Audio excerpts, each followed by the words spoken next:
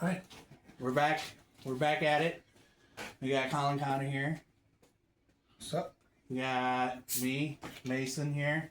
And if you hear a little bit of noise in the background, my boy just got out of school, and he's over there sitting and eating some sort of Chex Mix type deal and watching wrestling on his tablet.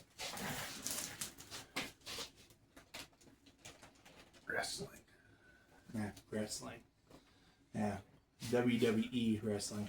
No more finish this time to get 25. See what? He's watching something else now. Yeah.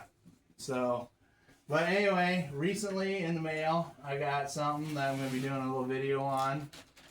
And I got a whole bunch of stuff from 8-Bit Baits to make your own soft plastic baits for fishing.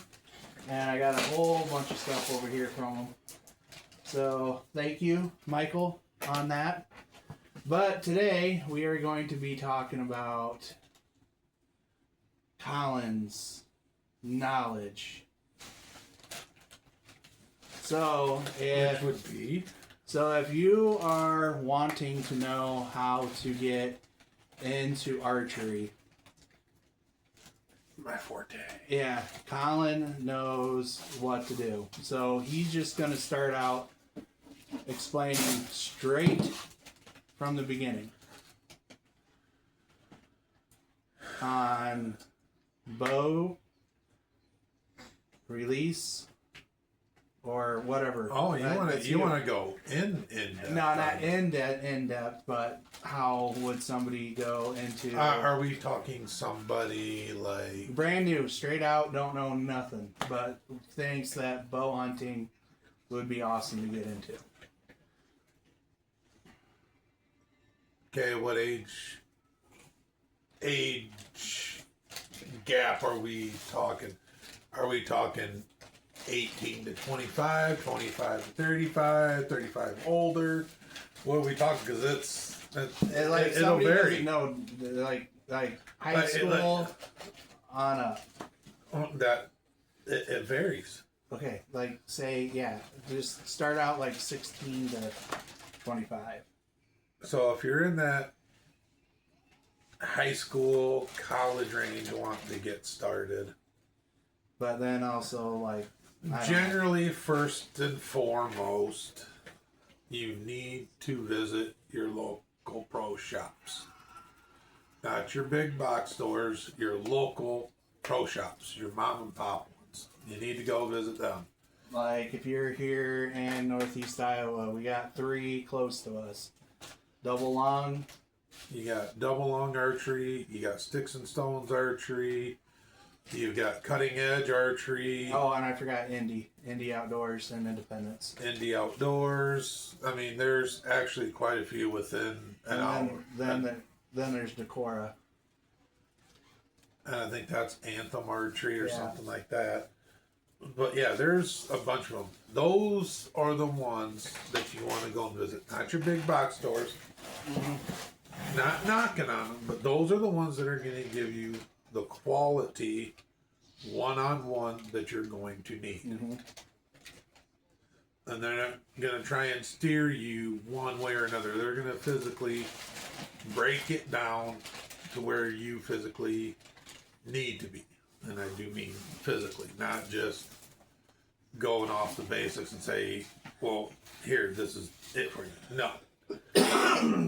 Because if you're a bigger, high schooler, college age person, and you've got a 28-inch draw and can shoot 60 pounds, you've got a broad range of bows that you can choose from. But they're gonna set you up. They're gonna measure your draw length, figure out your poundage first that you're gonna be able to draw. Yes. They're gonna measure you for your draw length, and then they'll sit there, and they normally start off at a lower poundage bow, 45, 50 pounds if you've never shot one.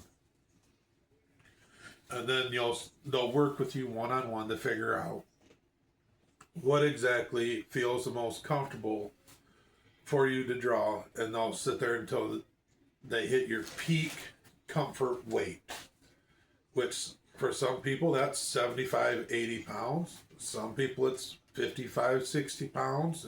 There's a broad spectrum, but it varies from person to person to person. And that's step number one is figuring your draw length, then figuring out your draw weight once you get your draw length set. And if you're pretty much done growing, they will most likely shift you away from a bow that's fully adjustable when it comes to draw lengths. It'll be almost draw length specific when it comes to a bow. And they'll also ask, what is the price point that you want to pay? And you don't always have to go with the most expensive that's out there. No. Now, there's numerous ways that you can go about doing this. You can go to your local mom and pop archery shop, get fitted for a bow, and maybe they don't have the bow that you want, you know. But they'll sit there and they'll hand you any bow that they offer on the market, and if none of them fit you,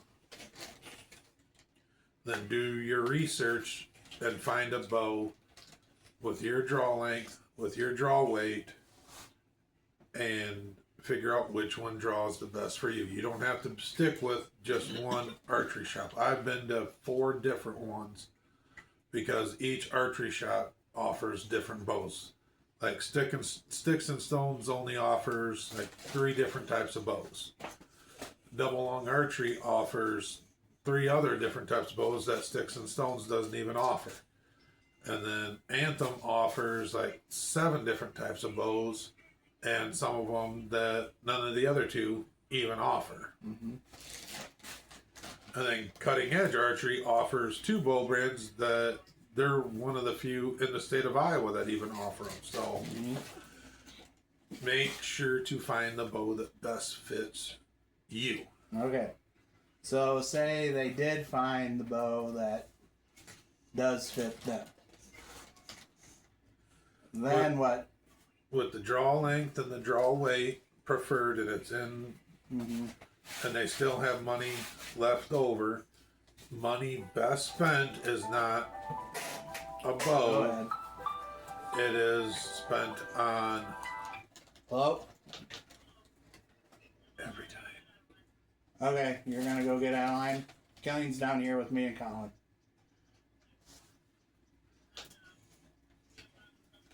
Every time. Every time he does this. Okay, sounds good. Kelly, do you want to go with Mom to go grocery shopping in Waverly? Or do you want to stay here with Dad? I don't know. Because we're probably going to eat and then get ready for the football game. Probably that. Probably go to the football game? Yeah. Okay.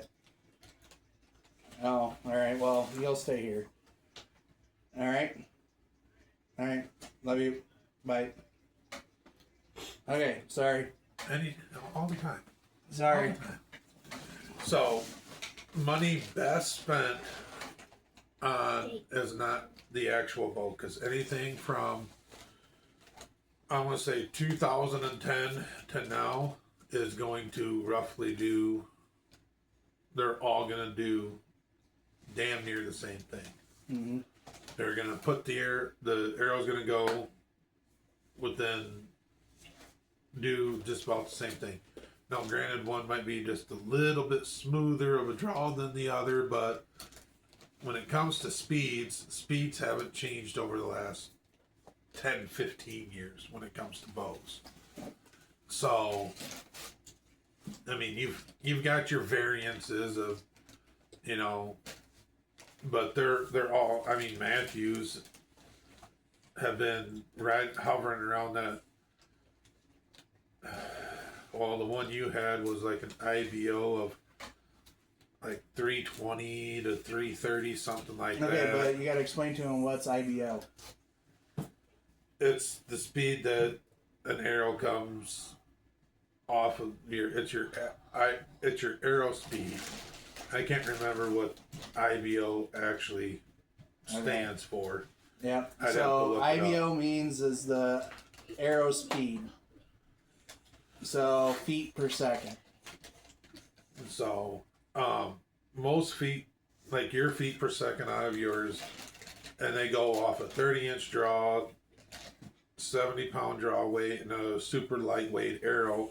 So it's here and there when it comes, because I've shot a 30-inch draw, I've shot the lightweight arrow, and I still, through a chronograph, could not hit what they advertised as what you could get out of a bow. And even today, there's a few guys on YouTube that can't hit what the manufacturer is saying that they're getting. Yeah. So that's here and there. That's why I say anything from about that was made from like 2010 to now. The only difference you're gonna really truly feel is your draw cycle, which is how easy is that bow to pull back and hold, and your weight that you're holding at the end, which is going to be your let off. Mm-hmm. So I'll use Matthews as an example. We both shoot Matthews. I'm switching to 85% let off, so that means I'm only going to hold 15% of my max draw weight. So at 65 pounds, I'm not going to truly hold 65 pounds. I'm only going to hold 15% of that 65 pounds. So it's almost nothing that I'm holding back. If I remember correctly, yours is 80% let off at 60 pounds. So you're only holding 20% of 60%. So I think it's only like 20 pounds or something like that you're holding. So it's just that draw cycle getting to there that's going to change from then to now. Yep.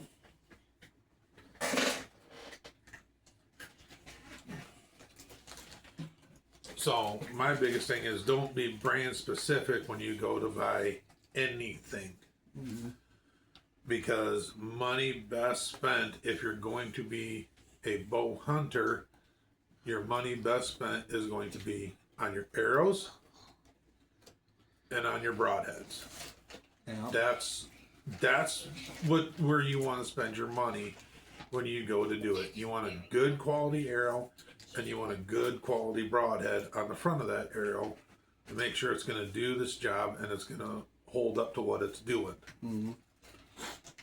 Okay, so we'll get the arrows, but now when you go to a shop and you have all these shelves of all the different types of sights. If you're a bow hunter and you don't want have to worry about a lot, buy a regular three pin sight that's fixed. Meaning it's non-adjustable, it's fixed to the bow, and you have to physically move the sight to where you need it to hit for each individual yardage. Okay, so what about micro tuning sight? If you want to spend the money on it, but I don't have a micro tune sight. Oh, I do, kind of. No, you do. Yeah. You have a micro adjustable sight to really fine tune your left and right. But what about a one pin adjustable? I don't recommend a one pin adjustable sight for bow hunting. Okay. But if they're like me, that's only going to be shooting 30 yards. I will always suggest, if you're only going to bow hunt, no matter what, a 3-pin fixed sight. Okay. No ifs, ands, or buts about it. A 3-pin fixed sight. Okay. Don't waste the money on a single pin sight. Now, if you're going to get...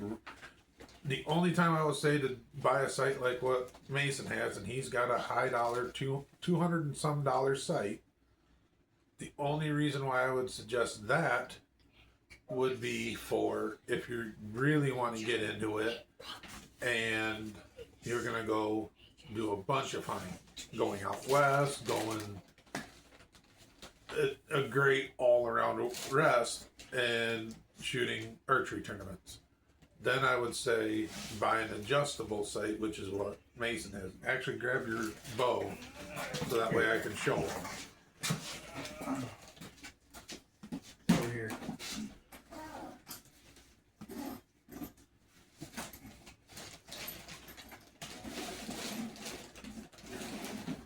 He's got to dig it out of the case.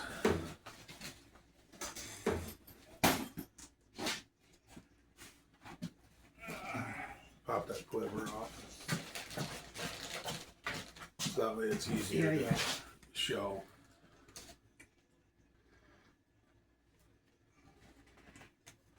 Oh. Okay. This right here is what you would call a slider sight. It is fully adjustable for yardage. You can go all the way to 100, all the way up to a 20. And and it's got marks right here for each individual yardage. And then the micro adjust is this knob right here. This one right here.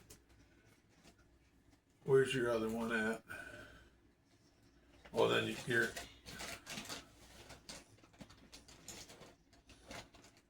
So you got your micro adjust right here for your left and right. And then this whole sight housing is right here, and your screws are on the other side. You can't really see, but those are right here, and then you slide it to where you need it. What I'm talking about is with your sight housing, this has got one pin. Mine has 3, and that is it. Yeah. Okay. So, but what about, so you would suggest for them just starting out a regular cheap 3-pin sight? Yep. Just getting started. Yep. Okay, what about rest? Whisker biscuit. Yep. Or there's one in my tackle box. Or I actually got 2 of them. Or the rest that you have on there. Oh hey. Hey, I need to you're borrow those. distracted. Well, don't distract me with having to come over here and look at stuff. Don't do that. Yeah, you got all sorts of stuff over here. My goodness. Oh, here's another slider sight. That's a true glow. Oh, there's your sight tapes. Yeah. Yeah, I need to borrow these. I'm glad you told me to come over here and look. Thank you. But, let's see. Yeah, they're ADD. Yeah. No. no, not Whisker ADD. biscuit. Here's your whisker biscuit rest right here. That's all you need right there. Alright, now show them that one. Or if you want to spend it's about $10 more, There's drop away rest. you can get a fancy drop away I can't rest see it. Oh. that comes up and drops away. Hence the name drop away. And then my bird clock went off. Yeah. Alright, now stabilizers. What if they're questioning what in the hell stabilizers do? I'd say stay away from them starting out. Okay. To get used to shooting the bow, stay away from them. Only recently, and I've been doing it technically 22 years, and just recently, over the last 3, I put a stabilizer on, and the only reason I put a stabilizer on was to be able to mount my Tacticam. Mm-hmm. But I found out that with the mount that I have, I can actually mount because of the cutouts that are on the riser, which are all these fancy things here. I can actually just mount it to my riser, so I'm actually doing away with this, but it's supposed to help you stay. Longer it is, the steadier you can be, but when hunting, you get too long, you start banging into stuff and making noise. I stay away from them. Then you got That's my personal opinion. Back ones and all that, and I think it's crazy that people want to add more weight to the bow because is it easier to hold something out that's really light? no, yeah, Or is it harder? Or is it easy to hold something out heavy really still? You're going to start moving more if it's heavy than if it's light. How long can you hold something heavy out here before you start doing this compared to something that's light? You can hold steadier when it's lighter than it is heavier. mm-hmm. Just saying. Everybody pushes for, oh, I got to put a stabilizer. Well, I start moving and I start shifting. Well, I'm going to add more weight to it. Just get rid of them. Now, see, for me, the way I shoot, though, for some reason, if I don't have the stabilizer on, my bow wants to go back towards me. It's because you're not gripping it tight into the back of your hand. Oh, yeah, and then plus I always shoot open hand anyway, so I'm not torquing the bow. That's where you just need to learn how to shoot properly and you don't have to worry about it. It's a common thing. You alright? And in all honesty, you'll see professionals and they got 6, 7, 8 foot long stabilizers in front, 4 or 5 foot long stabilizers in the back. But they don't hold that bow for more than 30, 40 seconds before they release the arrow. Mm-hmm. You might hold that bow a minute and a half. I've been at full draw for 2.5 minutes, and I knew I wasn't going to be able to get a shot off, and I was shooting my shot wasn't even going to be near as far as what a professional would be shooting, and I wasn't going to risk how shaky I was because of having a stabilizer on the front of my bow from holding it that long because of the added weight. Now, before I started having one, because I was like, oh, I need to have one for my Tacticam, I could hold my bow a minute and a half and still make a good clean shot at 30 yards. When I added a stabilizer with bare minimal weight, I can't hold it for more than 30, 40 seconds before I got to let up because it's getting to be too much out front. And people will say, oh, it's because you're doing this wrong, you're doing that wrong. No, everybody's different, but I can honestly say, starting off, until you understand a bow, do not buy one of these. Do not. It ain't worth it. Take that $50, $60, $70, $80 and put it towards these. Yep. Or put it towards these. Yep. This is a practice head, but still, put it towards your broadheads. Put it towards your arrows. Yep. I cannot stress that enough.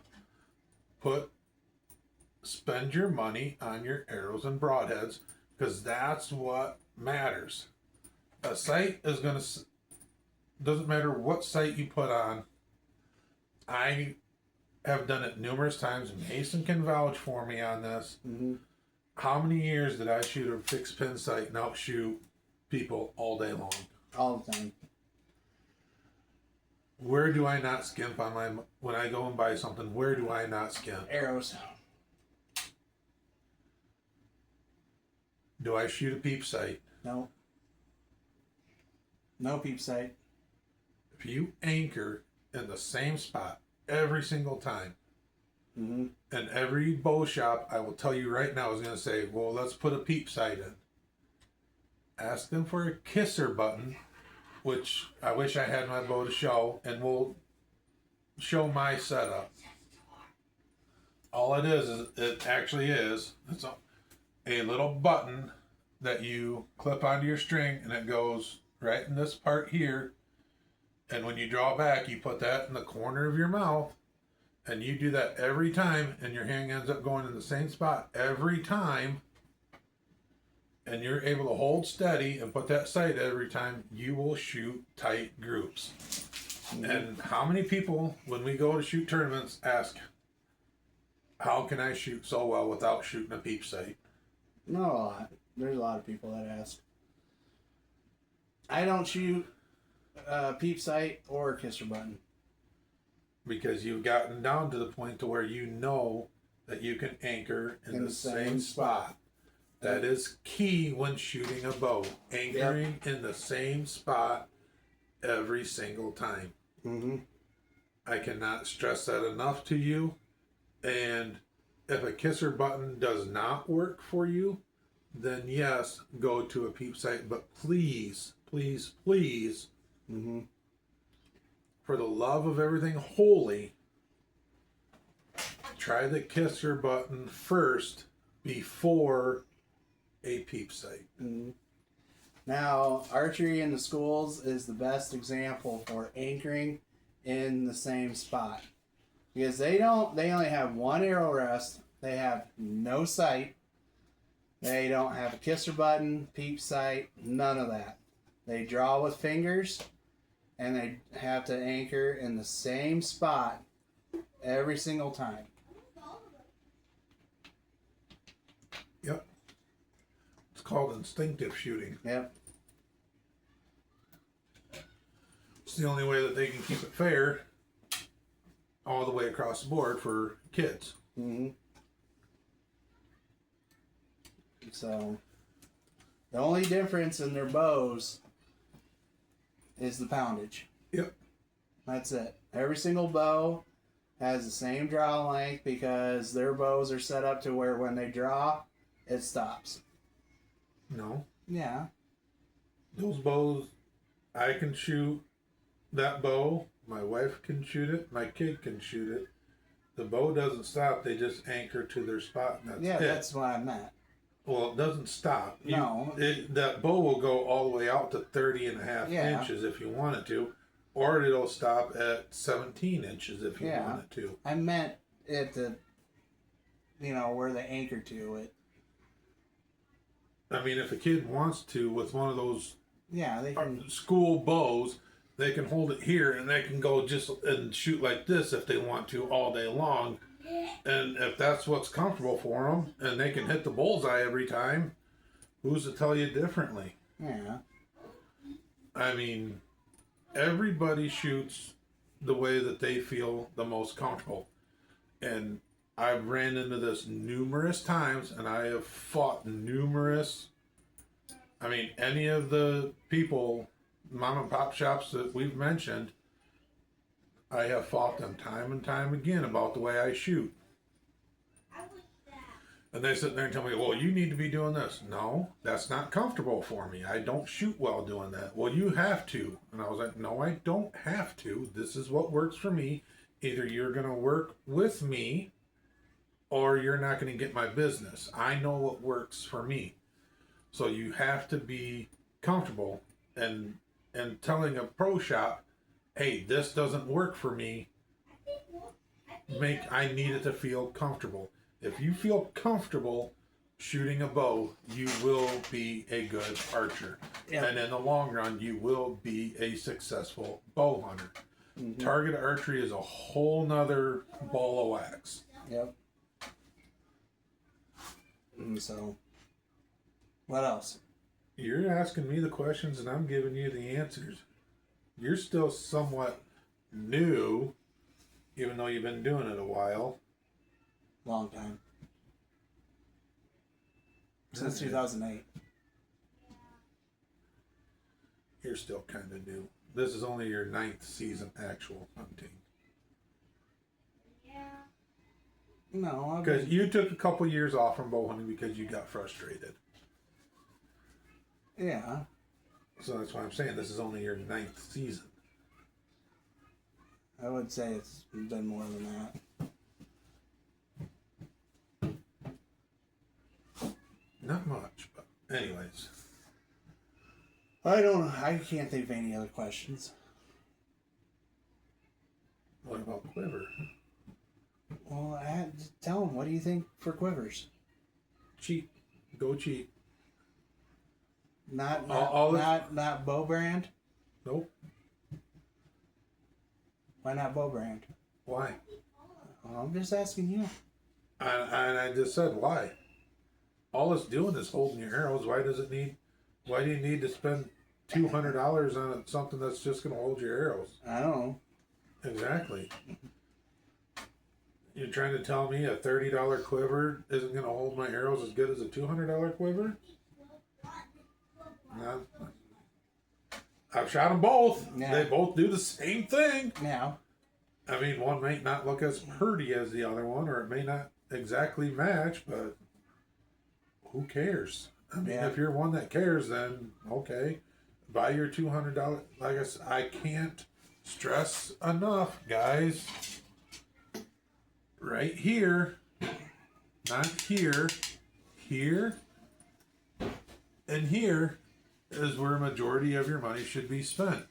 Let's say you have a $500 budget to get into hunting.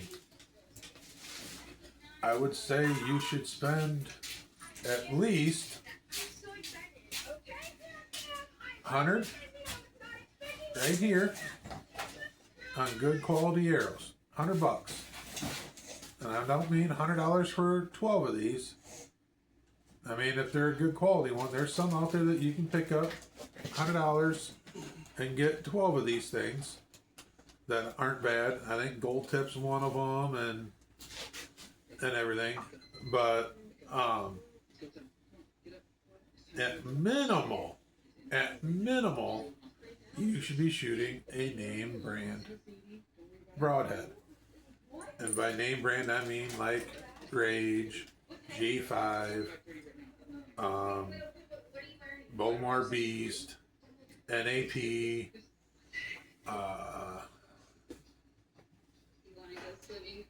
Magnus,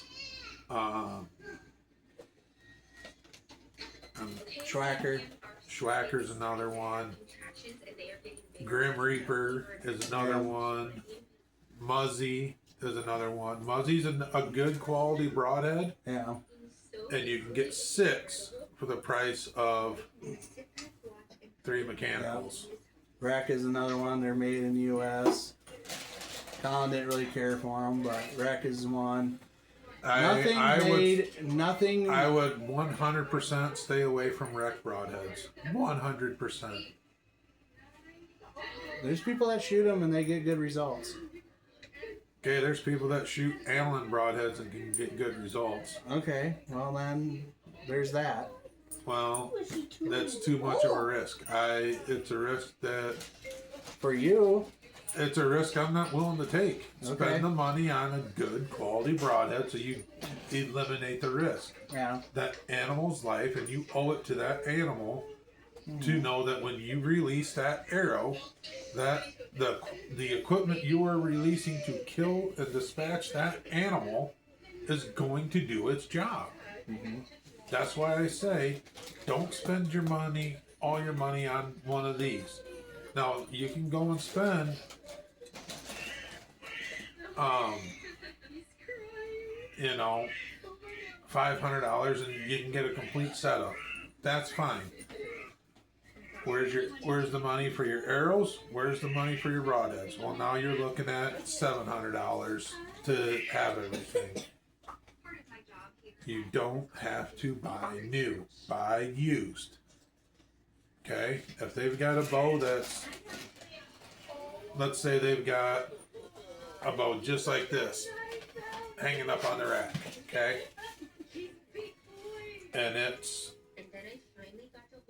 this meets your draw length, but it's just a little too heavy yet. They can adjust the poundage right here to make it fit your need. Now it can only be adjusted so much But if you're, let's say you're one that, you're right at that border of 60 pounds is right around my max, comfortably, like, oh yeah, I can do it. Well, let's say this is only a 60-pound bow. Well, let's say it was 70 and you can only shoot, you struggle at 60. Well, they can crank this bow down to like 62, 63 pounds. After about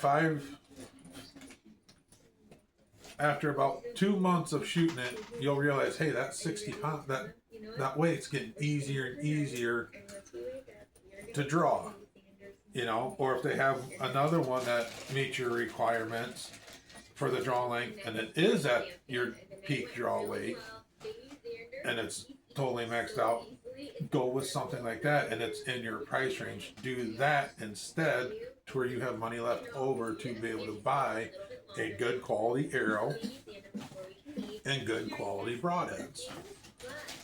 You don't have to buy a new bow starting out. You do not have to. Used will be just fine. This bow was made back in, I want to say it was a 2011, 2012 model. And there's a lot of these. It's hard to come by one of these because it was so well made and everybody that shoots them loves them. It's really hard to come by this type of Matthews bow for sale for anybody. When I got this one, I actually gave it to Mason as a gift, and it took me 9 months to get my hands on one of these. And when I saw it come up for sale, I picked it up. I only spent $300. $300. Okay? This bow, if Mason wanted to sell it right now, with his sight, with his rest, and let everything go that you see on this bow, if he sold it for $500, it would be gone in less than a day. And he can turn around and go buy another bow if he wanted to and do the exact same thing. But he's not going to, because this does everything down to a T what he wants it to do and what he's going to use it for. That's where it boils down to. Like I said, if you're going to end up, let's say you realize, hey, I do like bow hunting, I want to upgrade, then you would upgrade to a bow like what I shoot, and you want to start doing more hunting and going out west and doing that stuff, then that's when you upgrade your sight to something like this. But I would recommend, instead of a 1 pin, I would recommend a 3 or a 5 pin adjustable sight like this, so that way you can reach out just a little bit further. My bow setup when I went out west was I had this sight, so that way I could adjust for taking longer shots. I shot my arrows I shot was an Easton Access, and I think for a dozen of them it was like $160, $170. I was shooting Grim Reaper broadheads for a 3-pack of them. They're like $45, $50. I had 3 packs. I had 6 on my arrows ready to go, and I had another pack in the case with me in case something happened, needed to replace one, or I had a broadhead break. I had other ones gripper and ready to go to where I didn't have to mess with arrows, and always keep my 6 arrows that I had ready to go. So right there, just my arrows and my broadheads, I had over $300 ready to go. So with my sight and my arrows alone, I had over $600 wrapped up in it. My whole setup for going out west cost me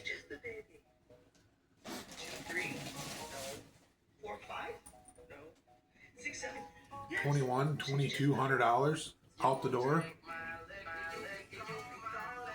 Yep. So, I mean, there can be money spent if you want, but there doesn't need to be. I mean, the bow that I have now, I didn't spend I mean, I could go out west. easily with your Yeah. setup. You have what I would call is a beginner setup for going out west. Yeah. You have a good quality drop away rest. That would be good.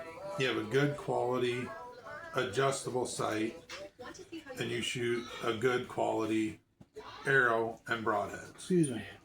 So you're right there at the beginner mark of it's going to do what I want it to do. Mm-hmm. It would just come down to practicing at your longer distances. Yep.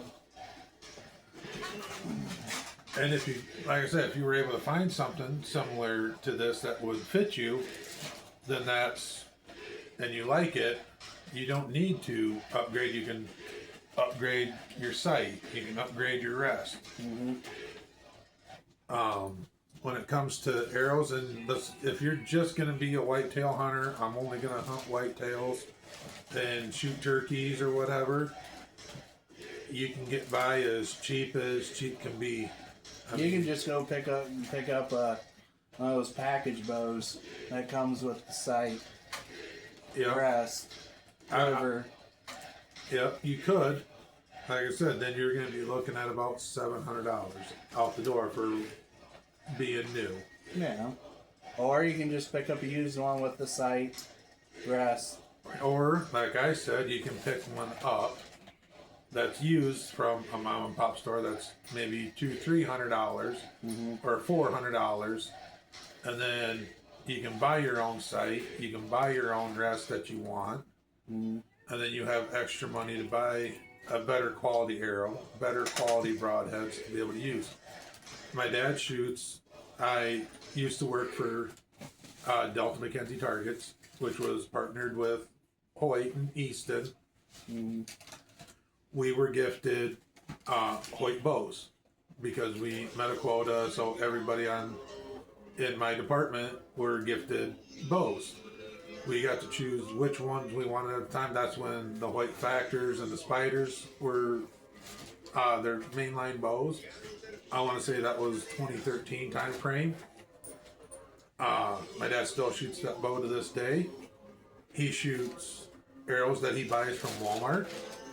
He shoots hunter green, muzzy, fixed blade broadheads, and he is able to shoot a 3-inch group out to 35 yards, and he can do it every time. And his setup looks exactly like Mason's, except his sight is a 5-pin sight, but he doesn't use all the pins. He only uses 2 out of the 5. And he will outshoot me and Mason out to 30 yards all day long. And if you're taking shots over 30 yards on a whitetail, I would be questioning that. So, way too much things could happen. And they do. 30 yards max for me. Yep. It's always been 30 yards. And so, unless Colin tells me 40 yards and it's an actual perfect scenario, then he'll probably tell me 40. your setup, I wouldn't trust it. No. I wouldn't trust it. If you were shooting 65 pounds, I would say let her rip tater chip. No. At 60 pounds, if you were shooting a fixed blade broadhead and wanted to take a 40-yard shot, I would say let her rip tater chip. Because you're shooting an expandable, I would not risk it. No. At your poundage. Yeah. And some people will differ, but you might get lucky, you might not get lucky, that's the thing. But If you hear music in the background, it's the little one that's just off screen right over here. Mm-hmm. So, He's rocking out. he's rocking out hard. But 60 pounds all day long. You can shoot whatever expandable you want as long as you're not shooting over 30 yards on a whitetail. If you're going out west and you want to chase antelope, mule deer, elk, and that sort of stuff, I would, and you're only shooting 60 pounds, I would highly recommend switching your setup to a fixed blade to make sure you get that penetration, especially on an elk. Now, if you're shooting 70 pounds and your setup is a mechanical broadhead, which is something like this, I've done videos on mechanicals, then I would sit there and say, have a good quality, all steel mechanical broadhead that's got a small cutting diameter, not a big, huge, gaping 2-inch one, but I would want the penetration, so I would go with a smaller, 1 3/8 or 1.5 inch max cutting diameter, and I would shoot, and I would go with that on your bigger ones. But if you're just hunting whitetails, like I said, 60 pounds, your shot's 30 yards and in,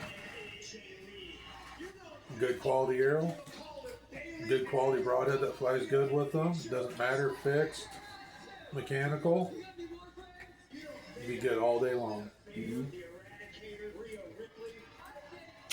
Yep. So, but I mean, there can be a lot of money spent, or you can go to your local pro shop and. I think next year I might go with fixed. Why? I don't know. I might just stick with the. If you give me the beast broadheads, then I'll use them. But if not, then I'll just stick with my mega meats. If I was you, if I don't gift you the beast broadheads, because I'm gonna be the one trying them out this year. I bought the new ones that came out this year. I dropped the money on 100 grain titanium 2-inch beast broadheads to try them out, to make sure that they're gonna work. I've done my research on them and everything, and I've seen nothing but good results come from them. I would, for Mason's sake, I would actually switch to the smaller version of the mega meat and switch back to the dead meat that they still make, which is 1.5 inch cutting diameter, to get your better penetration. What about T2?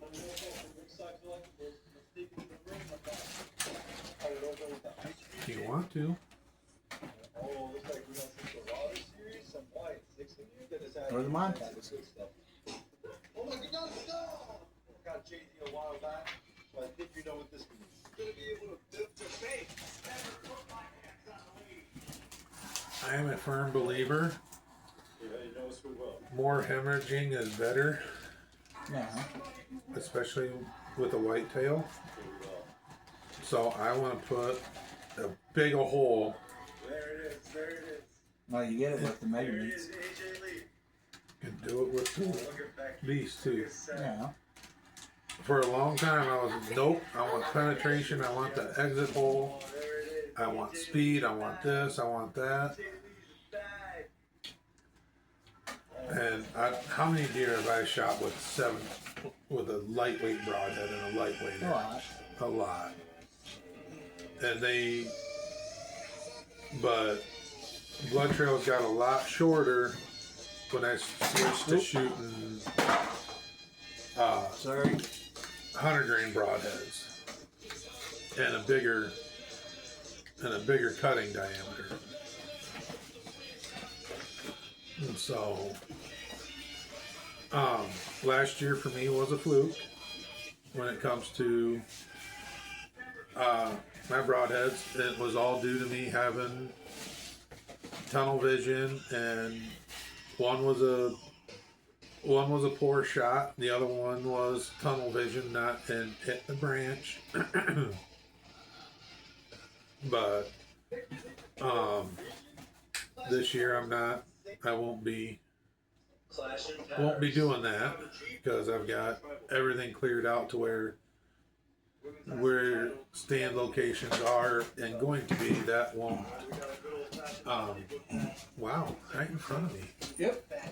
That won't be an issue this year, so we don't have to worry about that. It's literally only going to be shot placement. Right on the ground. Jeez. He's just making a mess everywhere, cutting in front of the camera and everything. I'll just throw that one away. So, but like I said, back at the beginning, you know, for everybody that's just getting into it, you know, you can go to your local pro shop, get your draw length, figure out your draw length, figure out your draw weight, and then for just starting out, do a cheap 3-pin sight. Either do a cheap drop away or a whisker biscuit for starting out. Yep. Do a cheap release to get used to everything, and then don't be afraid to spend a little bit on your arrows and your broadheads. Yep. Because that's where it matters the most. Mm-hmm. So, because as a 60-pound bow, like I said, if you buy anything from 2009 on, there's not much of a difference when it comes to speed. There's not much of a there is a difference in the draw cycle of everything, but not much. And I mean, I know I'm sounding like I'm beating a dead horse, but You are. everybody wants to blame something else. Oh, it's the bow's fault, or it's this fault. No. Everybody actually wants to blame these. Oh, the broadhead didn't perform. Well, no, the broadhead performed. It was just shot placement and your air for making a bad shot. If you buy a good quality arrow, whether it be a small micro diameter, which is what this is, or you shoot a regular standard diameter arrow. This is just a gold tip Hunter XT. Okay, you can shoot either one of them. You shoot one of these. This is a Rage practice tip, but you can shoot one of these. Okay, and you take only broadside or slightly quartering away shots, you will be successful. Taking frontal, taking quartering to, hard quartering away, shooting a mechanical, you're going to have nothing but bad results. And everybody's going to blame, oh, well, it was the only shot I was going to get, yada, yada, yada. You don't have to do nothing. You don't have to take a hard quartering away shot. You do not have to take a direct on frontal shot. Okay, and we've talked about shot placement. Why do you want to have an area this big when they're broadside to be able to hit this by this to be able to hit, and shrink it down to an area this big, whether it be frontal or in the back? Why do you want to shrink it down? I don't get that. But there's people out there preaching, oh, because of this and this and this, my equipment says I can do it, and I'm gonna do it. Well, then you're risking losing that animal because you're not gonna get the penetration that you want, because you can be off a half inch and you're gonna hit one of the hardest bones around, and you're not gonna penetrate. You're not gonna kill that animal, and it's gonna be wounded. And you're going to be frustrated and you're not going to be successful. Plain and simple. We'll do a video on shot placement and heavy arrows, light arrows, everything else. We'll do one on that, but don't get me started on the heavy arrow debate. I just want to slap the people when it comes to, oh, you got to... No, yeah, you already talked about heavy arrow. Yeah, don't even get me started. But I think we'll have to do an in-depth one when it comes to heavy arrows and everything else. And all you're doing yourself dishonest and everything else if you think you have to shoot a heavy arrow and a small broadhead. No, you do not. Because I have shot a heavy arrow and I shot a fixed blade cut on impact broadhead, and I can tell you that because of things happening, and a broadhead might be able to work really well against a cinder block or a cow shoulder in some videos, but put that in a live animal and slightly moving this and that and doing whatever, you can easily hit something else and that arrow to cause and lose just a slight little bit of momentum to where it's not going to penetrate the way that you want it to. And it's going to cost you that animal. Twice it happened to me last year. And both times I was shooting over 70 pounds. And I was shooting a heavy arrow. And I did not get the penetration. And it wasn't due to aiming there. It's what happened, and that's where the arrow went. Well, I was not aiming for that front shoulder, but I ended up hitting that front shoulder. Or a vampire. So no, avoid the front shoulder at all costs. And like I said, we'll do a video on all that, but not to get on that rant, but save your money for your arrows, your broadheads. Buy a good quality used bow from your local mom and pop. There's all good quality bows out there. Matthews makes good quality used bows. Darton does. PSE does. Elite, Hoyt, Matthews, PSE, Elite, Prime, Obsession. Who else is there? Darton. Yeah, Darton's got one. Expedition, Bear. Prime. Yep, I said Prime. I mean, there's a bunch of them out there. Bowtech. They're all good quality bows. Bowtech's suing Truth, I guess, now. No, they're dropping that lawsuit. Are they? Yes, they are. Night 2. What was it? That's for a whole nother video, and don't get me started with Bowtech because of it. I will never, ever, ever give Bowtech any of my business or my money. That's personal preference. Bowtech makes a good quality bow. Don't get me wrong.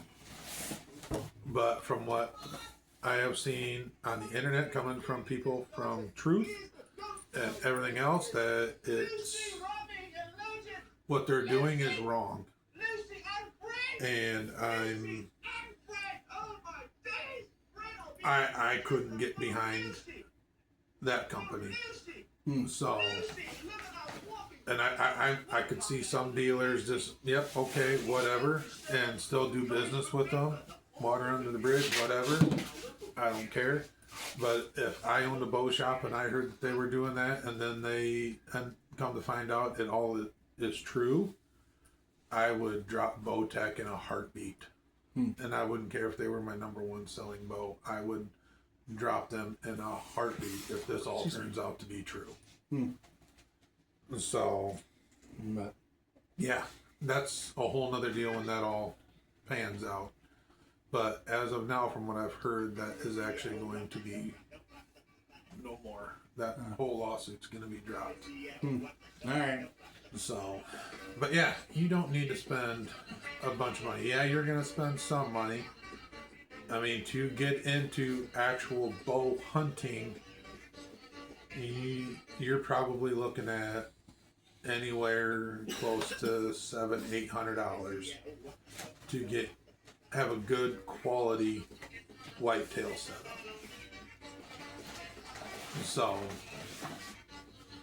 or if money's no object, it's nothing to go and drop $4,000. So, Yep. could do it real easily. Yep. All right. So there's your wide range of stuff, and like I said, you can easily go cheap on the whole deal if you're just going to shoot whitetails and turkeys and have fun. But I mean, yeah, like I said, my dad shoots Walmart brand arrows, but he shoots a good quality, proven over the years broadhead on the front of that arrow. And you can even go, like I said, you can go my dad's route too if you wanted to. You know, like I said, I don't recommend it. I support your local pro shops. But if you're going to be a tight penny pincher, you know, I'm going to buy the bow from the mom and pop store, but I'm going to go to Walmart. I'm going to buy my arrows, my sight, my rest. Okay, because you can pick these up at Walmart pretty cheap. You can pick the sight up cheap. You can get your arrows, your broadheads, your sight, and your rest all from Walmart. But you're gonna have to go to a pro shop anyway to get all that tuned. So might as well just pick it up at the pro shop. Be a one-stop deal and be done. But if not, and it doesn't matter, and you're wanting to save the money for less than $100, you can get your rest, your sight, your arrows, and your broadheads all from Walmart. But I don't recommend that. I recommend your local mom and pop archery shop. You need to support them. You need them as much as they need you. So you need to support them. Just like MFJJ says. Yes. And in all honesty, if you don't have one nearby, go look him up or any of the other big ones that are on YouTube. Scott Evans is on here. He owns one down in Georgia. He's really good. He'd be able to point you in the right direction.